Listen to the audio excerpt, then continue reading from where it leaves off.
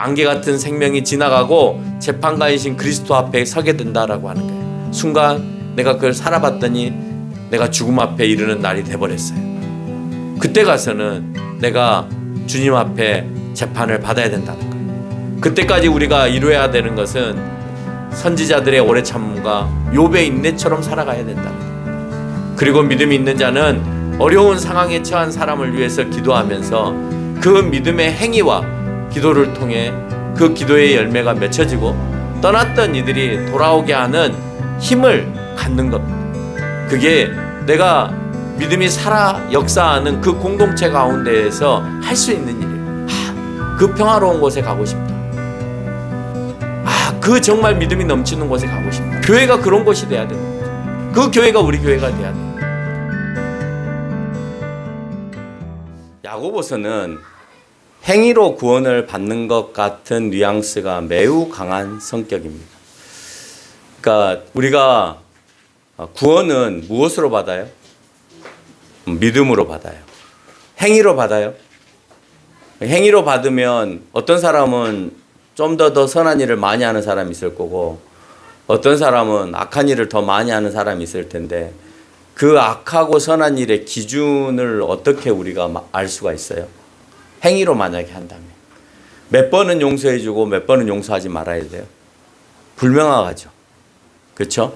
그래서 그냥 오늘 하나님께서는 너희가 나를 믿느냐 하는 것으로 그 믿음이 내가 너를 선택한 백성이다라고 하는 징표다. 내가 믿어진다라고 하는 것은 내가 선택한 징표다. 그러면 내가 믿으면 구원을 받는다고 할 때 그러면 나 하나님 믿어 하기만 하면 그러면 구원을 받는 거냐? 성경을 보니까 꼭 그런 것 같지는 않아요. 그렇죠? 믿음에 합당한 모습으로 살아가는 것까지도 분명히 예수님도 마찬가지고 또 오늘 야고보서도 마찬가지고 그 행동까지도 포함하고 있다라고 하는 것을 우리가 알 수가 있습니다. 그런데 역대 기독교의 역사 가운데에서 늘 논쟁이 됐던 가장 큰 논쟁이 뭐냐면 행위냐 믿음이냐 구원을 받는 데 있어서 착한 일이냐 아니면 예수 그리스도를 온전히 믿음이냐. 예수 그리스도를 온전히 믿으면 우리가 어떤 형상으로 바뀌어요? 우리가 온전히 예수님을 믿으면 우리가 어떤 형상으로 바뀌어요? 하나님의 형상으로 바뀌어요. 그러니까 원래 잃어버렸던 하나님의 형상으로 바뀌는 것을 우리가 성화라고 해요. 그 성화로 바뀌어 가기를 원하는 거예요. 그러니까 믿음 안에는 성화라고 하는 것이 분명히 존재함에도 불구하고 우리는 그것을 무시하고 그냥 난 믿으니까 구원 받았겠지라고 하는 착각 속에 살아갔던 거죠.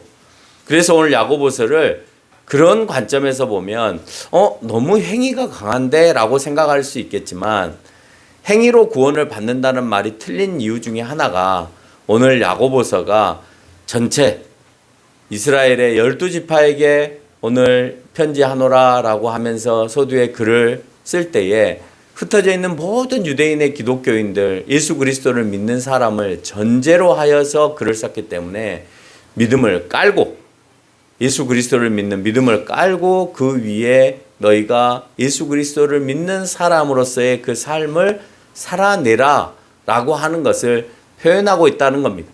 그래서 이 책을 잘못 읽었던 사람 가운데 대표적으로 유명한 사람이 루터예요. 루터는 종교개혁을 읽을 때 오직 의인은 믿음으로 말미암아 살리라라고 하는 슬로건을 가지고 종교개혁을 했기 때문에 믿음을 가지고 의인은 오직 믿음을 가지고 구원을 받는다라고 분명히 내가 얘기를 하고 성경에 여러 곳 그렇게 언급을 하고 있으니까 그렇게 선포를 했는데 야고보를 보니까 그거보다는 너희 행실이 바르냐를 더 묻고 있는 거예요. 그러니까 루터는 이 야고보가 싫은 거예요. 그래서 루터의 자서전에 보면 이 야고보서를 뭐라고 해놨냐면 지푸라기 복음이다 라고 표현하고 해놨어요. 그러니까 아주 값싼 쓸모없는 복음이다 라고 표현한 거예요. 자, 그렇다면 하나님께서 성경을 66권으로 그 당시에 사도들을 통하여서 결정하게 할 때 야고보서도 66권 가운데 포함시켰습니다. 그러니까 우리 성경에는 66권으로 정해져 있지만 66권 외에 성경으로 들어오지 못한 외경과 위경이라고 하는 책들도 존재합니다.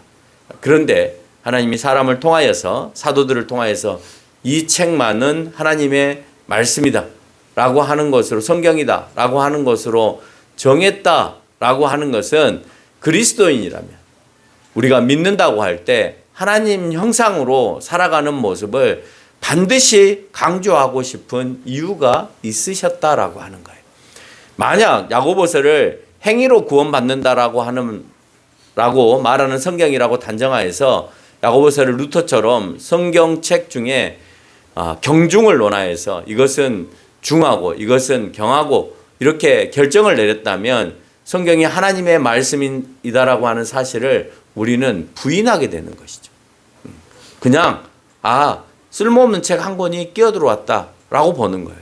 그러면 우리가 성경을 믿어야 될 이유가 하나도 없는 것이죠.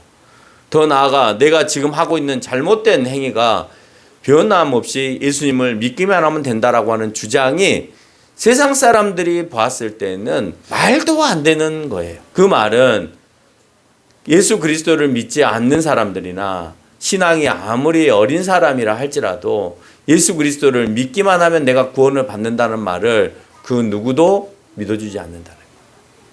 믿는다는 것 안에는 예수님의 모습으로, 예수님 했던 그 모습의 본을 따라서 살아가는 것까지를 내포하고 있는 것이지, 그냥 믿음은 말로만 내가 예수님 믿어 라고 한다고 해서 되는 것은 아니다라는 겁니다. 결국 누구나 가능한 싸구리 구원을 주장하는 사람이 우리가 될 것이라는 거예요.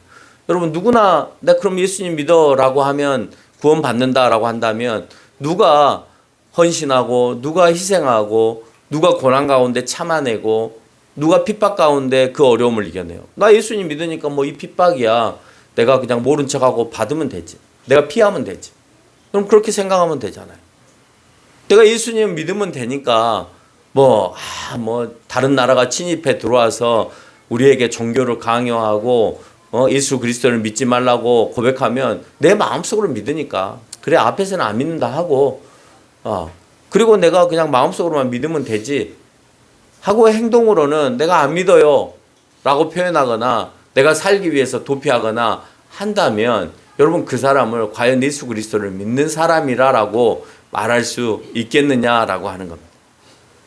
믿음에 맞는 삶의 변화를 요구해요. 여러분, 평신도에서 그냥 일반 성도에서 집사가 됐어요. 집사에 맞는 삶의 변화를 요구하죠. 집사나 이제 나온 성도나 똑같이 대하나요? 아니잖아요. 지금 나온 성도는 찬송을 잘 모를 수도 있고 성경을 잘 못 펼 수도 있어요. 근데 집사 정도 됐는데 자, 창세기 펴세요 하는데 요한계시록에서 찾고 있으면 그건 잘못된 거죠.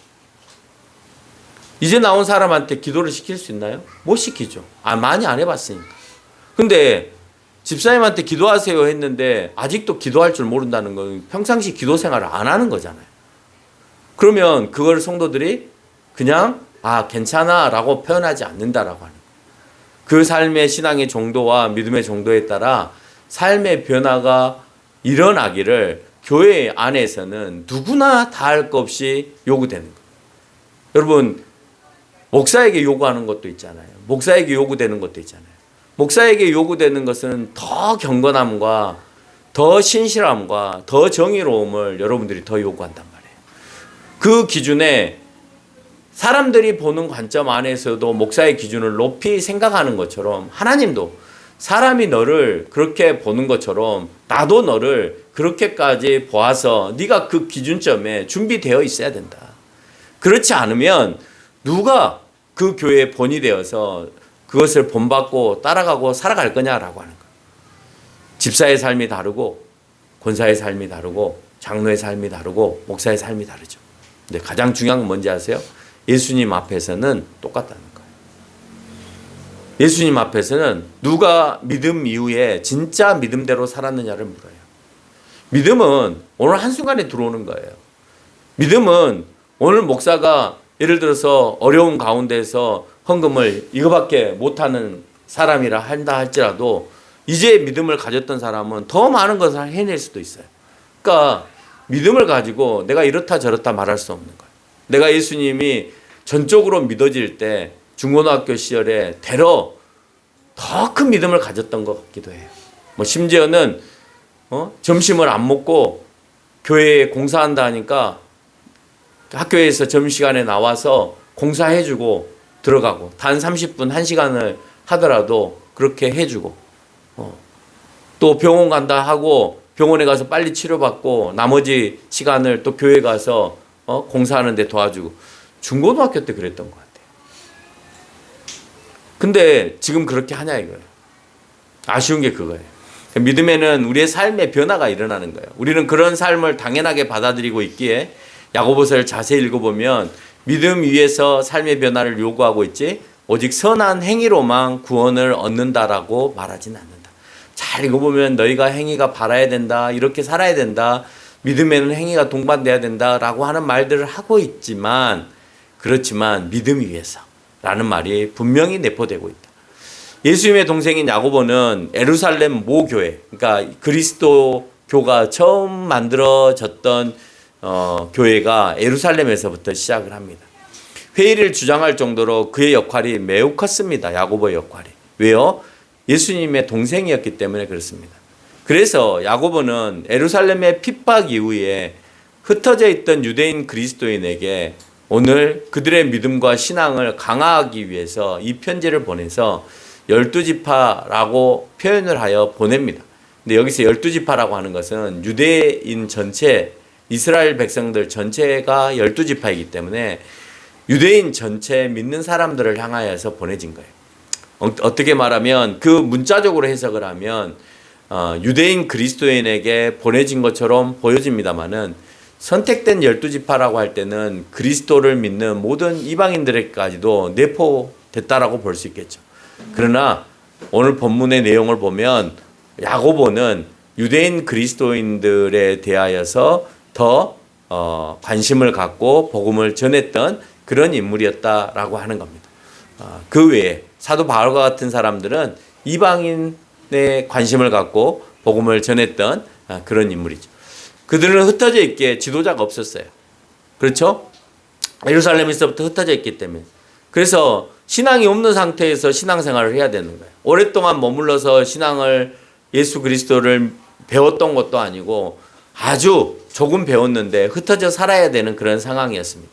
가장 큰 문제는 핍박 가운데 신앙을 붙들어주는 지도자가 없었다는 거예요. 그때 당시에는 네로 황제 이후로부터는 계속해서 그리스도교가 핍박을 받는 시기였기 때문에 핍박을 주면 내가 믿음을 잃을 수밖에 없는 것이죠. 그래서 야고보는 그들의 사정과 상황을 듣고 이 서신을 그 여러 곳에 흩어져 있는 사람들에게 믿음을 바로 세워주기 위해서 글을 쓰고 있다라고 하는. 야고보는 믿음의 행동을 강조하는 첫 번째를 1장 3절에서 언급하고 있는데 그 첫 번째가 뭐냐? 믿음이 요구되는 첫 번째 이유는 외부로부터 교회가 핍박을 받고 있기 때문에 그것을 이겨내라고. 핍박 가운데에서 이겨내는 그런 행동을 가지라고 그것이 믿음이라고 강조를 하고 있는 거예요. 우리가 믿음을 가져야 되는 이유가 뭐냐? 우리 가운데 교회 밖에서 불어오는 핍박이 있기 때문에. 여러분 교회 밖에서 여러분의 신앙생활을 막는 그런 요소들이 얼마든지 있습니다. 여러분 일제가 우리나라를 침략해서 공격해 올 때 그들의 핍박은 외부적으로 뭐 폭력을 가하거나 감금을 하거나 구속을 하는 그런 외부적인 핍박도 있었습니다만은 그런 핍박만 있었던 것이 아니라 회유적인 핍박도 있었어요. 네 안 믿으면 네가 교회를 접고 또는 네가 일본 기독교로 포함하면 일본 기독교도 기독교잖아. 그러니까 그쪽으로 포함하면 내가 살려줄게. 회유도 그 안에서 포함하고 있었다라고 하는 거예요. 그래서 시련 가운데 믿음을 지키는 인내를 요구하고 있다는 거예요. 그 인내를 4절에서 온전히 이루라라고 얘기하고 있어요. 핍박 가운데서 온전히 이루라. 이 말은 고난의 인내함을 도중에 접지 말라는 거예요. 끝까지 참아내라는 겁니다. 이런 행위가 믿음과 상관이 없는가라고 하는 것을 우리에게 물어봐야 돼요. 여러분, 끝까지 참아내는 것, 그런 고난 가운데서 끝까지 참아내는 것이 믿음과 상관이 없나요? 믿음과 상관이 있잖아요. 믿음과 상관이 없다면 중국에 있는 많은 지하교회 지도자들이 그냥 핍박받지 말고 살면 되죠. 뭐 핍박을 받아요. 그냥 삼자교회 하면 되지. 그냥 간판 걸고 건물 짓고 그냥 공산당이 하라는 대로 하면 되죠. 뭐 한다고 핍박을 받고 도망다니고 구속당하고 또는 경찰서에 끌려가서 고문당하고 그런 일들을 해야 됩니까? 안 하면 되지. 내가 마음속으로만 예수님 믿으면 되잖아요. 그게 아니라는 거예요. 믿는 사람은 믿는 사람의 행위가 드러나야 된다라고 하는 거예요. 여러분, 그런 얘기가 있었잖아요. 주기철 목사님이 일제 당시에 구속이 됐어요. 신사참배 문제로. 구속이 됐을 때 이제 다 죽게 생겼으니까 일본 사람들이 부인 보고 오종모 그 사모에게 데리고 가라 합니다. 주기철 목사를. 그래서 주기철 목사가 내가 이제 보석금으로 풀려나게 됐다. 보석금은 준비됐냐? 라고 아내한테 묻습니다. 그러니까 아내가 뭐라 하는지 아세요? 당신이 이 상황이 아프다고 풀려나면 지금 옥중에 있는 성도들은 그러면 누구를 바라보고 그 옥중 생활을 할 거냐? 그러니까 당신은 돈이 있어서 나올 수 있어도 그냥 옥에 있어라. 그렇게 말합니다. 그러니까 내가 봤을 때는 주기철 목사님이 믿음이 있었던 것이 아니라 오정모 사모가 더 믿음이 있었던 것 같아요. 근데 그 오정모 사모가 재건교회를 세운 최덕지 목사님을 가장 존경한 인물이에요. 그래서 우리 재건교회에서 책에 보면 최덕지 목사님하고 오정모 사모하고 찍은 사진들이 있어요. 그만큼 친했어요. 그 정도로 그 사람의 믿음을 강화시킨 인물이 최덕지 목사님. 그러니까 우리는 밖에서 주기철 목사님이 순교자로 유명하지만 그 순교자보다도 더 지독스러우신 분이 최덕지 목사님이고 김린희 목사님이었다는 거예요. 김린희 전도사님이었다는 거예요. 그래서 그렇게 표현을 하는데 나중에 가서는 그러면 나에게 내가 정말 내가 따뜻한 내가 몸이 지금 다 쇠하여서 죽게 생겼는데 마지막 소원으로 나에게 누룽지 국물 한 그릇만 갖다 주시오. 따뜻한 누룽지 국물 한 그릇만 갖다 주시오. 당신만 먹을 거요. 옥에 있는 사람들이 그렇게 많이 있는데 같이 예수님을 붙들고 살아가고 있는데 당신만 먹을 거예요. 그 사람들도 굶고 있는데 당신만 먹을 수는 없지 않소. 그러니 참으시오. 그래서 참았다는 거 아니에요. 끝까지 인내하면서 참아라. 그거 한 그릇 먹는다고 뭐가 해결되는 게 아닌데 꼭 그걸 먹어야 되겠냐. 그리고 나서 며칠 안 돼서 순교를 하시게 됩니다. 그러니까 그 마지막 유언도 세상에서 누리는 그 조그만한 것도 굳이 이 땅 안에서는 의미가 없다. 결국 우리가 하나님 나라에 갈 건데 그거 한 그릇 먹으면 뭐하고 안 먹으면 뭐하냐라고 하는 냉정한 마음이 그 사모 가운데 있었던 것 같습니다. 그러나 그 사모의 마음 가운데는 같이 투옥되어 있는 성도들의 아픔을 같이 마음에 품고 있었던 거죠. 그렇게 행동해야 온전하고 구비하여서 오늘 성경에서 말하는 것처럼 이 구비한다는 것은 인내를 완전하게 갖춘다라고 하는 뭘 구비한다라고 하는 갖춘다 이런 말이잖아요. 온전하고 갖춰서 조금 더 부족함이 없게 하기 위함이다. 다시 말하면 하나님의 형상으로 회복되어서 성숙한 그런 행동들을 하는 것은 내가 그리스도인으로서 완전한 상태의 모습으로 살아가게 된다라고 하는 거예요. 야고보가 말하고 있는 것처럼 우리 역시 믿음의 시련에서 지지 말아야 할 이유가 있는 겁니다. 여러분에게 찾아오는 많은 믿음의 대항을 배고파도 이겨내야 하고 힘이 들어도 믿음 안에서 이겨내야 합니다. 여러분은 주변에서 신앙을 잃게끔 신앙에서 멀어지게끔 하는 그런 요소들이 없어요? 여러분 잘 이겨냅니까? 아까 말한 것처럼 뭐 엄마 교회 가지 마 아니면 당신 교회 가지 마 이렇게만 하지 않아요. 당신 교회 가면 헤어져 이렇게만 얘기하지 않는다고요. 이런 시련만 있는 것이 아니에요. 여러분 과거에 교회 가보면 교회 못 가게 하기 위해서 부부싸움 하는 가족들이 참 많았어요. 특히 남편들이 아내를 신앙생활을 못하게 하는 경우들이 참 많았어요. 여러분 그렇게만 하지 않아요. 회유도 해요. 엄마 나 꼭 이번 주에 뭐 해야 되는데 엄마 힘이 필요해. 그러면 거기에 넘어가 버리는 거죠. 내가 이걸 뭘 해야 되는데 엄마가 도움이 필요해. 엄마 나 시험 봐야 되는데 엄마가 없으면 안 돼. 엄마 나 뭐 해야 되는데 엄마가 없으면 안 돼. 그렇게 회유를 통해서도 얼마든지 넘어갈 수 있다. 여러분 핍박은요 강압적으로만 오는 게 아니고요 회유적으로도 다가와요. 근데 그것을 우리가 이겨내야 된다라고 하는 거예요. 묵묵히 믿음을 지켜가는 것이 하나님 보시기에 부족함이 없는 하나님의 형상 회복이라는 거예요. 이런 시련을 이겨낼 수 있는 방법을 오늘 야고보서는 얘기합니다. 어떻게 말하고 있냐? 1장 5절에서 하나님께 구하라라고 하고 있어요. 그 이유는 하나님께서는 그 일에 후히 주시고 꾸짖지 않는 분이다 라고 설명합니다. 구할 때는 그럼 어떻게 구해야 되냐? 1장 6절에서 말씀하고 있는데 믿음으로 구하고 의심하지 말라는 거예요. 여러분 믿음 얘기하고 있잖아요. 구하는 것은 행위예요. 그렇죠. 하나님 도와주세요. 하나님 제가 이런 시련 가운데 무너지지 않게 해주세요. 이건 행위잖아요. 그러면 그걸로만 되느냐? 아니에요. 그렇게 하되 의심하지 말고 하라는 거예요. 여러분 그건 보이지 않잖아요. 내가 의심을 하는지 안 하는지 상대방이 그걸 보나요? 기도하는 모습은 상대방들이 보죠.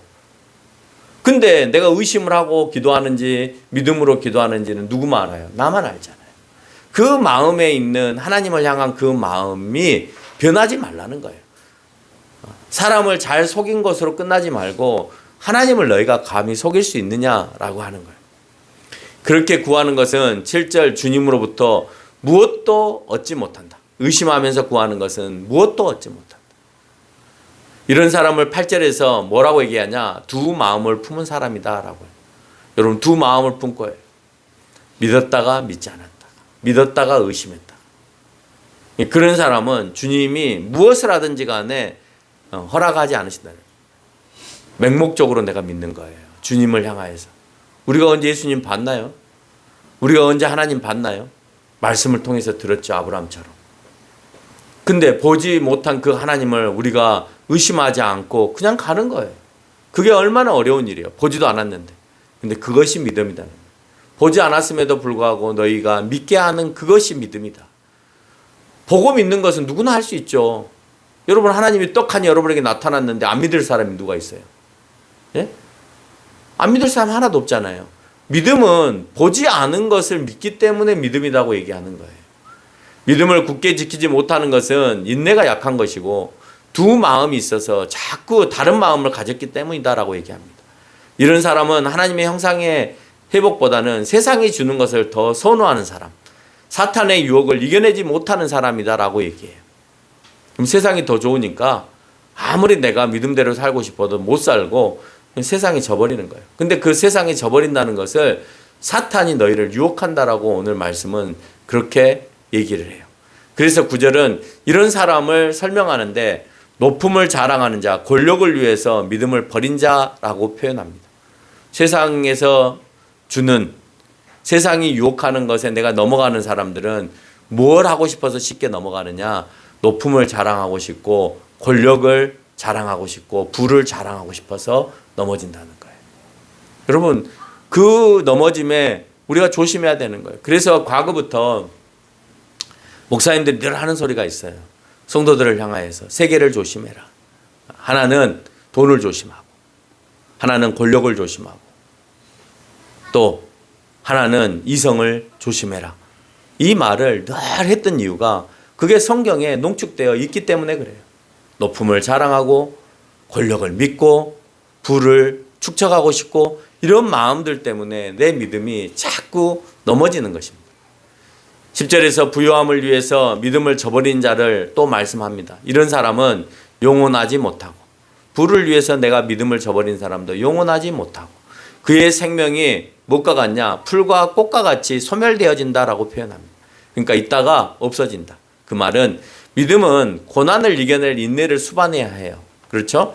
근데 단지 말로만 믿는다고 영원한 구원에 이르지 않아요.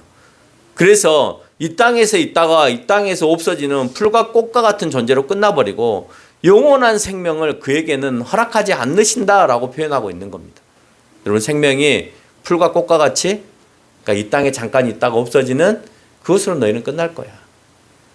그런데 부유함으로 믿음을 저버리지 않고 높음을 자랑하지 않고 권력을 위해서 살지 않는 사람들은, 그래서 내가 믿음을 끝까지 유지하는 사람들은 그렇게 풀과 또는 꽃과 같이 쉽게 소멸되어지는 생명이 아니라 영원한 생명, 영원한 구원에 이르게 되어진다는 거예요.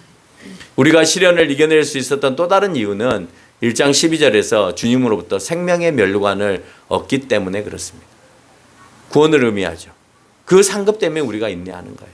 성경은 어느 성경이든, 여러분 지금 우리가 신약 성경으로 넘어와서 마태복음부터 야고보까지 왔습니다. 늘 반복하는 말씀이에요. 어느 성경에도 한 번도 등장하지 않을 때가 없을 정도로 너희가 무엇 때문에 사느냐? 구원 때문에 사는 거야. 너희가 무엇을 얻었기 때문에 다른 것을 값없이 값있다라고 여기지 않느냐? 생명의 면류관 때문에. 너희가 그 엄청난 진주 보화를 얻었는데 다른 것에 너희가 현혹될 이유가 없잖아? 그 말은 현혹이 됐다는 것은 생명의 면류관을 귀하게 생각하지 않는다는 거예요. 구원받은 것을 정말 내가 땅속에서 파가지고 발견한 보화처럼 생각하지 않는다라고 하는 거예요. 두 번째는 믿음을 요구하는 두 번째 이유는 욕심 때문에 그렇습니다. 여러분, 믿음을 왜 요구하느냐? 욕심이 여러분 가운데 있기 때문에 믿음을 요구해요. 욥기서를 통해서 우리가 잘 알 수 있듯이 하나님으로부터 오는 것이 아니라 시련은 사탄이 뿌려놓은 시험 속에서 특별히 일어나는 것을 알 수가 있어요. 사탄이 막 시험을 뿌려요. 내가 그것에 걸려들면 끝나는 거예요. 믿음이 없는 거예요. 믿음이 있는 사람은 절대 거기에 끌려 들어가지 않죠. 특별히 사탄은 뭘 뿌려놓느냐? 1장 14절에 보니까 욕심을 뿌려놔요. 그래서 미혹되게 만들어요. 그 욕심에 미혹되어지면 내가 믿음을 잃은 거예요.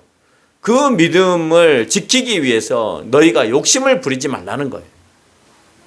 왜요? 그 욕심은 하나님께서 주신 것이 아니기 때문에 그래요. 여러분, 아까 말했잖아요. 악함이, 잘못됨이, 욕심이, 탐욕이 하나님께로부터 오는 거냐? 아니다라고 하는 거죠. 여기서 가장 유명한 구절 중에 한 구절이 등장합니다. 1장 15절에 욕심이 잉태한 즉 죄를 낳고 죄가 장성한 즉 사망을 낳는다. 욕심은 죄로 연결되며 사망으로 연결됩니다. 욕심을 부리면 죄를 낳게 돼요. 여러분 해봤잖아요. 내가 욕심을 부리는 순간 내가 하나님으로부터 멀어지고 있어요. 계속 멀어지면 결국 너는 죽는다라고 표현하는 거예요. 그럼에도 불구하고 해요. 사람이 그렇더라고요. 저도 욕심이 생기면 내 몸이 아스라지고 죽어가는데도 병에 걸려서 힘들어하는데도 해요. 내가 그걸 못 맞추면 안 되겠다는 생각 때문에. 돌이켜보면 후회하죠. 내가 왜 그랬을까? 사탄의 유혹으로 그 유혹을 이겨내지 못하는 자는 선택한 백성이 아니다라고 합니다. 결국 욕심에 져서 하나님 앞에 죄를 지은 거고 어느 순간에는 그것이 죄인지도 모른 채 무감각하게 살아가는 거예요. 여러분 조금씩 내가 믿음을 풀어주기 시작하면 어느 순간에 에이, 한 번 했는데 두 번 안 되겠어요? 충분히 되죠. 하루 했는데 두 번 안 되겠어요?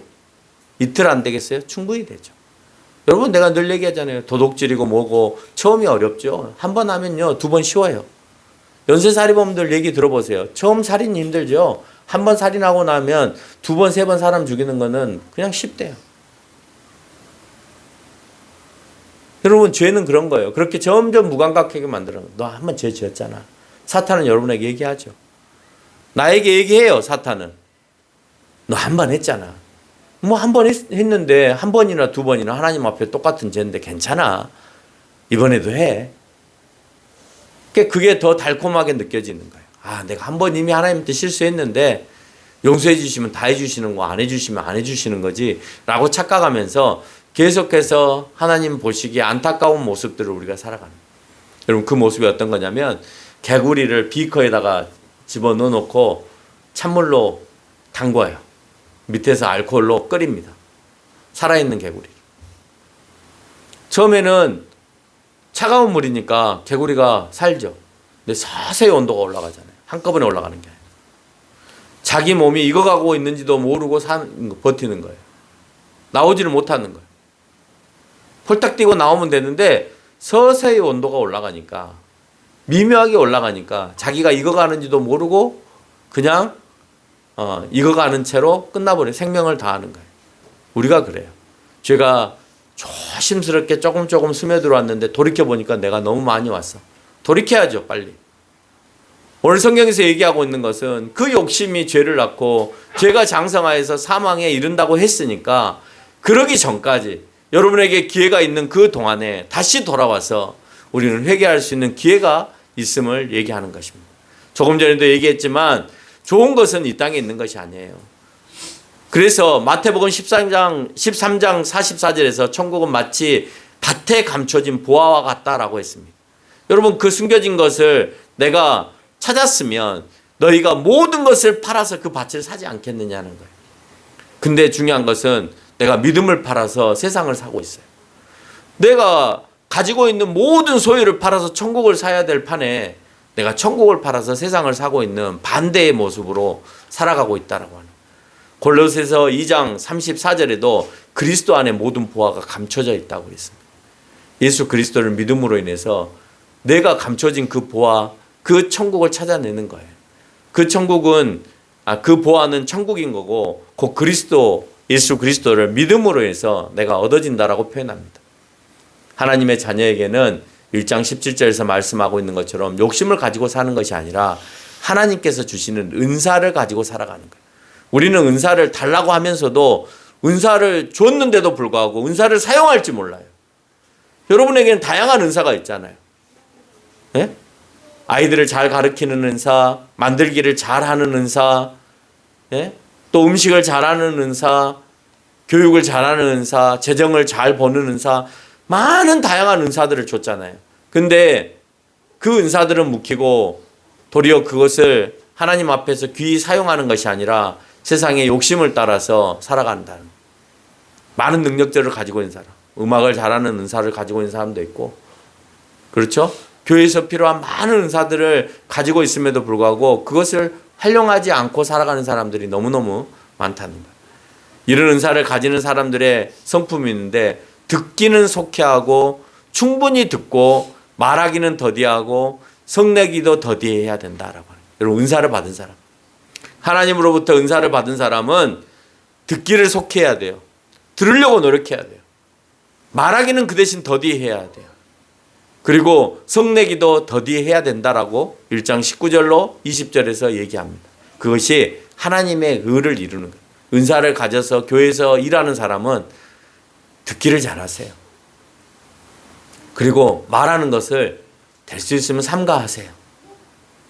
그리고 화내는 것을 더디하세요. 그게 신앙적인 것이 아니면. 그 사람이 바른 신앙을 위해서 주의를 지키지 못하고 온전히 신앙생활을 못하는 것에 대해서는 때로는 충분히 권면해야 되고, 때로는 얼굴을 좀 무섭게 표현을 해서도 얘기할 수 있어요. 믿음과 신앙에 있어서는 그렇게 할 수 있어요. 근데 그렇지 않는 부분에 있어서는 뭘 잘하고 못하고 깨끗하게 하고 못하고 뭐 약간 떠들고 안 떠들고 그런 걸 가지고 말을 하거나 성내서는 안 된다. 말씀을 행하는 자는 그 행하는 일에 복을 받는다라고 1장 25절에서 얘기합니다. 왜냐? 하나님의 은사대로 살기 때문에 그래요. 하나님의 말씀대로 행한다? 은사대로 행한다는 거죠. 내가 하나님이 주신 은사대로 잘 사는데 하나님께서 그 사람에게 복을 안 준다? 말이 안 되죠. 왜? 내가 하나님 뜻대로 살 건데요. 내가 고난을 받아도 내가 그 길을 갈 거고, 내가 어려움을 당해도 그 길을 갈 건데, 그 길을 가는데 하나님 복을 안 주세요? 그 복을 주신다 안 주신다는 막 그 사람을 부유하게 한다, 권력을 갖게 한다 이런 의미가 아니라 그 길을 살아낼 수 있게끔 한다는 의미를 갖고 있어요. 다른 사람은요, 그 길을 못 살아내죠. 그러니까 지는 거예요. 복을 받지 못한 사람들의 사례를 야고보에서 구체적으로 말하는데, 헛된 경건에 빠진 사람. 헛된 경건에 빠진 사람이 어떤 사람인지 알아요? 스스로 경건한 척, 믿음 있는 척 하는 사람을 얘기하는 거예요. 우리가 말하는 것처럼 내가 예수 그리스도 믿으면 구원받지 라고 생각하는 사람하고 똑같은 거예요. 여러분, 우리가 헛된 경건을 가지고 있는 거 한번 잘 생각해 보세요. 교회에 오면 충분히 우리가 기도를 해야 되는데, 교회에 오면 기도해야 된다고 생각해서 그냥 의자에 앉아서 잠깐 기도하고 일어난다? 이건 헛된 경건이죠. 진짜 내가 오늘 예배를 위해서 전심을 다해서 기도해야 이게 온전한 경건이 되는 거죠. 그래서 옛날에는 권사님들이 주일 저녁을 교회에서 그냥 날을 샜어요.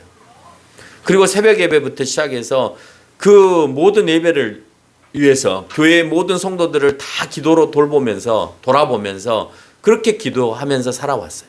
평생을 그렇게 살아왔어요. 교회가 책임을 져요. 그래서 그 권사님들, 나이 드신 권사님들만 머무를 수 있게끔 교회가 방도 주고, 식사도 매일 하실 수 있게끔 쌀도 대주고, 그러니까 교회 안에 노인당이 있는 거죠. 그래서 그분들은 늘 교회에서 그렇게 사세요. 복을 얻기 위해서 하나님 앞에서 자신의 부족함이 드러나야 합니다. 그래서 어려운 사람은 없는지, 내 스스로 세속에 물들지를 않았는지, 믿음에 굳게 나는 서 있는지를 늘 점검해야 된다는 것. 또한 믿음 있는 사람은 사람을 차별하지 않는다고 2장 1절과 8절과 9절에서 얘기합니다. 그 차별하는 것 자체가 악한 생각으로부터 판단되어진다라고 2장 4절에서 얘기해요. 우리는 세상의 가난에서 벗어난 것보다 믿음의 부요함을 자랑해야 됩니다. 2장 5절은 그것을 설명합니다. 하나님을 사랑하지 않고 자신을 사랑하는 사람 역시 약속한 나라를 상으로 받지 못한다라고 표현하고 있습니다. 우리가 믿는다고 할 때 삼위의 하나님을 아는 것을 믿는다고 착각하는 경우가 있습니다. 아는 것은 달라요. 왜요? 2장 19절에서 보니까 귀신도 하나님을 믿고 떤다라고 하고 있습니다. 귀신도 하나님을 믿어요. 하나님의 존재를 인정해요. 떨어요. 그런데 하나님이 원하는 삶을 살지는 않아요. 내가 잘못을 저질렀을 때 떨면서도 자꾸 그 일을 반복하는 것은 귀신과 같이 똑같이 그 유혹에 내가 농락당하고 있다라고 하는 거예요. 여러분, 그래서 믿는다고 하는 말이 굉장히 중요한 거예요. 믿는데 오늘 귀신처럼 하나님이 원하는 대로, 사탄처럼 하나님이 원하는 대로 그렇게 사는 것이 아니라 딴 길로 가고 있다라고 하면 그것은 믿음이라고 표현할 수 없다는 거예요. 우리가 말하는 믿음이 혹시 귀신들도 하나님을 믿고 떤다 하는 것처럼 그런 것인지, 아니면 우리는 아직 떨고 있지도 않는지, 믿기는 믿는데 에이 하나님 나를 어떻게 하시겠어? 라고 하면서 떨고 있지도 않다면 우리는 어쩌면 사탄이나 귀신보다도 더 못한 존재다라고 하는 겁니다. 야고보는 아브라함의 믿음의 사례를 2장 12절과 21절과 22절을 들어서 아브라함이 믿음이 있다고 하는데 무엇을 보고 믿음이 있다고 했냐? 하나님은 그 아들 이삭을 제물로 바치려고 할 때 그 제단에 바치는 행위를 보고 믿음이 있다고 하였다. 그래서 믿음이라고 하는 것이 그냥 내가 당신을 믿습니다가 아니라, 그래 네가 나를 믿어? 그러면 내가 오늘 너에게 얘기하는 이 말에 대해서 순종할 거야? 라고 할 때 네라고 대답할 수 있어야 그게 믿음이 있다라고 하는 거예요. 그리고 기생 라합을 들어서 또 설명을 합니다. 정탐꾼을 어떻게 숨겨졌느냐? 그가 믿음대로 행동했기 때문에 그에게 믿음이 있다라고 2장 25절에서 언급하고 있다는 거예요. 보이지 않는 영혼과 보이는 육체가 하나가 되어야 살아 움직이는 것처럼 보이지 않는 믿음과 보이는 행함이 하나가 될 때 의로움이 발산되는 거예요. 여러분, 영혼이 보이지 않죠? 근데 보이지 않는 그 영혼과 육체가 하나 돼야 우리가 살아서 돌아다니죠. 육체만 있다고 살 수 있나요? 그러면 여러분, 백골화장터에 육체가 왜 못 살아나고 누워있나요? 그렇죠? 육체만 갖고는 움직일 수 없다는 걸 우리가 여실히 누워있는 사람들을 통해서 볼 수가 있잖아요. 보이지 않는 믿음과 보이는 행함이 하나가 될 때 의로움으로 발산되는 거예요. 그래 너희가 보이지 않는 그 믿음, 그거 내 눈에 보이게끔 너희 행동으로 한번 행동해봐. 말로만 그러지 말고. 믿음 없는 행위에 최악의 말이 되어지는 것입니다. 말은 보이지 않지만 힘이 있어요. 어느 정도나 있냐? 오늘 3장 5절로 6절에 보니까 그 공동체를 무너뜨릴 정도로, 온 나무를 다 태울 정도로의 능력을 가지고 있어요. 그래서 말은 굉장히 중요한 거예요. 믿음이 있다면 말 조심해라. 그렇게 표현하고 있는 겁니다. 왜? 그 공동체 전체를 무너뜨리기 때문이다 라고 표현합니다.